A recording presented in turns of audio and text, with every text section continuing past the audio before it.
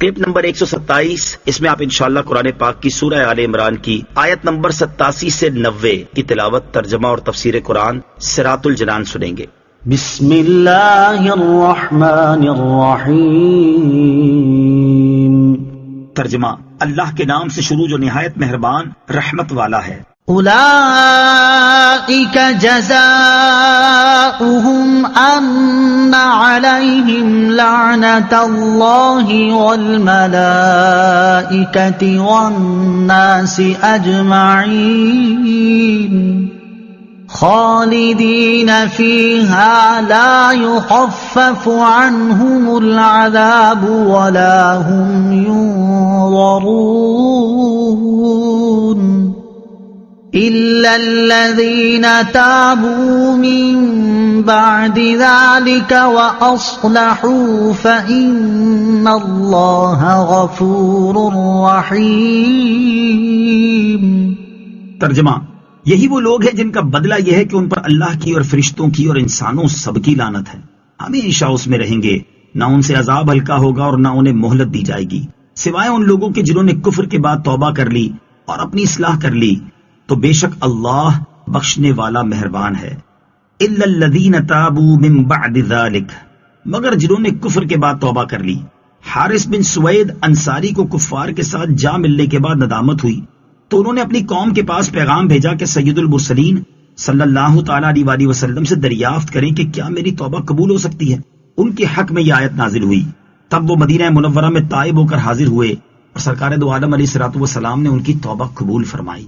یاد رہے کہ توبہ ہر گناہ سے مقبول ہے، حتیٰ کہ ارتداد سے بھی توبہ قبول ہے۔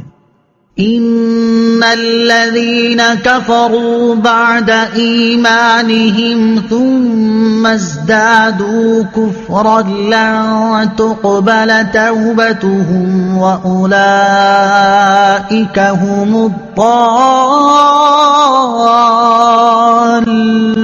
الضالون۔ ترجمہ، بے شک وہ لوگ جو ایمان لانے کے بعد کافر ہو گئے پھر کفر میں اور بڑھ گئے تو ان کی توبہ ہرگز قبول نہ کی جائے گی، اور یہی لوگ گمراہ ہیں۔ ان الذین کفروا بعد ایمانہم، بے شک وہ لوگ جو ایمان لانے کے بعد کافر ہو گئے۔ یہ آیت ان یہودیوں کے بارے میں نازل ہوئی جنہوں نے حضرت موسیٰ علیہ الصلوۃ والسلام پر ایمان لانے کے بعد حضرت عیسیٰ علیہ الصلوۃ والسلام اور انجیل کے ساتھ کفر کیا، پھر کفر میں اور بڑھے اور سید الانبیاء محمد مصطفیٰ صلی اللہ تعالی علیہ وسلم اور قرآن کے ساتھ کفر کیا۔ اور ایک قول یہ ہے کہ یہ آیت یہود و نصارہ کے بارے میں نازل ہوئی جو رسول اکرم علیہ الصلوۃ والسلام کی بعثت سے پہلے تو اپنی کتابوں میں آپ علیہ الصلوۃ والسلام کی نعت و صفت دیکھ کر آپ پر ایمان رکھتے تھے، اور آپ علیہ الصلوۃ والسلام کے ظہور کے بعد کافر ہو گئے اور پھر کفر میں اور شدید ہو گئے۔ ایمان و کفر میں شدت کی کیفیت کے اعتبار سے کمی زیادتی ہوتی ہے، جیسے قرآن پاک میں بکثرت ایمان میں اضافہ ہونے کی آیات ہیں، اسی طرح کفر میں شدت کی آیات بھی ہیں۔ یہ آیات اس معنی میں ہے کہ کسی کا ایمان زیادہ قوی اور مضبوط ہوتا ہے جبکہ کسی کا ایمان کمزور ہوتا ہے، یوں ہی کسی کا کفر زیادہ شدید ہوتا ہے اور کسی کا کم شدت والا ہوتا ہے۔ آیت میں فرمایا کہ جو کفر کرے اور اس میں بڑھتا جائے اس کی توبہ ہرگز قبول نہ ہوگی۔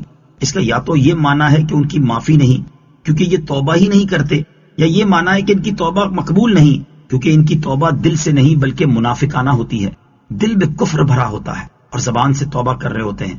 ایسی توبہ ہرگز قبول نہیں، البتہ جو توبہ دل سے کی جائے وہ ضرور مقبول ہے۔